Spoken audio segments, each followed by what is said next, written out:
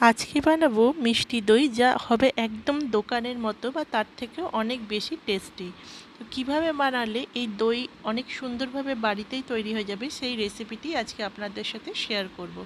ভিডিওটি স্কিপ না করে পুরো ভিডিওটি আমার সাথে থাকুন, যাতে খুব সহজভাবে কিভাবে দই বাড়িতেই তৈরি করে নিয়ে যাবে সেই পদ্ধতিটি আমি শেয়ার করে দেবো।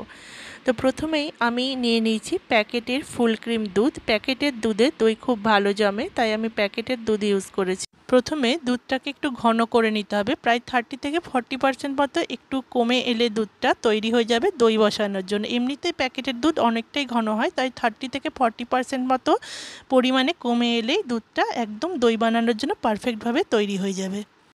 এবার মিষ্টি দই বানানোর জন্য যেটা প্রয়োজন সেটা হচ্ছে ক্যারামেল তৈরি করা। চিনির ক্যারামেল তৈরি করতে গিয়ে অনেককেই অসুবিধায় পড়তে হয়। তো আজকে আমি যেভাবে ক্যারামেলটি তৈরি করতে দেখাবো, তাতে খুব সহজেই বাড়িতে আপনারা ক্যারামেলটি বানিয়ে নিতে পারবেন।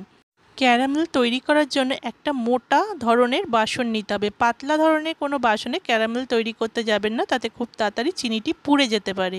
আমি একটি মোটা অ্যালুমিনিয়ামের কড়াই নিয়ে নিয়েছি। এবার তার মধ্যে যতটা পরিমাণে চিনি ক্যারামেল করব, সেই চিনিটা দিয়ে আমি চিনিটাকে ছড়িয়ে কম আঁচ করে ছেড়ে দেব।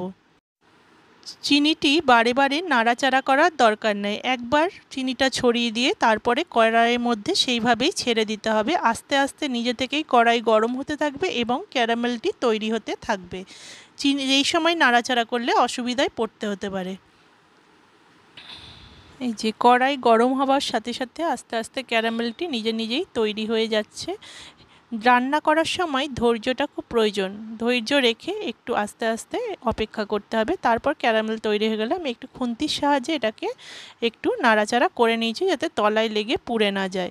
এটা সস তৈরি হবার পরে নাড়াচাড়া করা যেতে পারে। এবার আমি আগে থেকে গরম করে ঘন করে রাখা দুধে 1 হাতা এর মধ্যে অ্যাড করব। বেশি পরিমাণে দুধ একসঙ্গে ঢেলে দেবেন না, কেন কি ক্যারামেলটা খুব গরম হওয়ায় দুধটা একবারে উতলে যাবে। ওই জন্য অল্প পরিমাণে দুধ দিয়ে প্রথমে ক্যারামেলটাকে গুলে নিতে হবে। এই সময় চিনিটা একটু জমাট বেঁধে গেছে, তাতে ভয় পাওয়ার কিছু নেই। আস্তে আস্তে এই চিনিটা গলে দুধে মিশে যাবে। এইবার আমি সম্পূর্ণ দুধটাই এর মধ্যে ঢেলে দিলাম এবং খানিকক্ষণ আরও ফুটিয়ে নিলাম। আমি 4 কাপ মতো দুধ নিয়েছিলাম, আর এর জন্য আমি 10 চামচ মতো চিনি নিয়ে এটার ক্যারামেল বানিয়েছি। তাতে আমার এই দুধের মিশ্রণটা বেশ মিষ্টি হয়ে গেছিলো। আপনারা একবার চেক করে নিতে পারেন, যদি প্রয়োজন হয় তাহলে আপনারা আরও বেশি পরিমাণে চিনি এতে অ্যাড করতে পারেন আপনাদের ইচ্ছা মতো। দুধটিকে আরও খানিকক্ষণ ফুটিয়ে নেওয়ার পরে আমি এটাকে একটা জায়গায় রেখে ঠান্ডা করে নিচ্ছি। ঠান্ডা মানে এটা কুসুম গরম হবে, যেটাতে হাত ডোবানো যায় এমন উষ্ণ থাকবে। আমি একটা হাতার সাহায্যে ভালো করে নাড়াচাড়া করে এটাকে ঠান্ডা করে নিচ্ছি। তাতে এর মধ্যে বাবলসও তৈরি হবে, যেটা দই বানানো হলে দেখতে বেশ ভালো লাগবে। দই গরম জায়গায় ভালো জমে, তাই আজকে আমি ওভেনের মধ্যে দই জমিয়ে দেখাবো। আপনারা চাইলে যে কোনো গরম জায়গায় ক্যাবিনেটের ভেতরে বা হটপটের ভেতরে দই জমাতে পারেন, তাতে খুব তাড়াতাড়ি দই জমে যাবে। ওভেনে দই জমানোর জন্য আমি প্রথমেই ওভেনটাকে একটু প্রিহিট করে নিয়েছি। আমি একবার কনভেকশন মোড সিলেক্ট করে স্টার্ট বাটন প্রেস করেছি, তাতে ওভেনটা 10 মিনিটের জন্য প্রিহিট হয়ে যাবে। তাতে করে দইটা 3 ঘন্টার মধ্যে খুব অনায়াসেই জমে যাবে। আমি ওভেন প্রিহিট করে নিলাম। এদিকে দুধের মিশ্রণটিও ঠান্ডা হয়ে গেছে।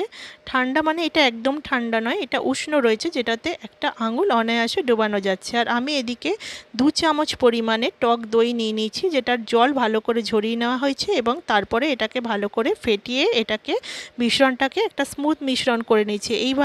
এইভাবে করে ভিডিওতে দেখানোর মতো করে আমি দইটাকে ভালো করে দুধ আর দইয়ের মিশ্রণটাকে ভালো করে মিলিয়ে নিচ্ছি। এভাবে করে বেশ খানিকক্ষণ সময় ধরে দই আর দুধের মিশ্রণটাকে ভালো করে মিলিয়ে নিতে হবে। তারপরে এটাকে ঢাকা দিয়ে আমি ওভেনের মধ্যে রেখে দেব এবং 3 ঘন্টা পরে আমি এটাকে চেক করব। 3 ঘন্টা হয়ে গেছে, দইটি খুব সুন্দর জমে গেছে।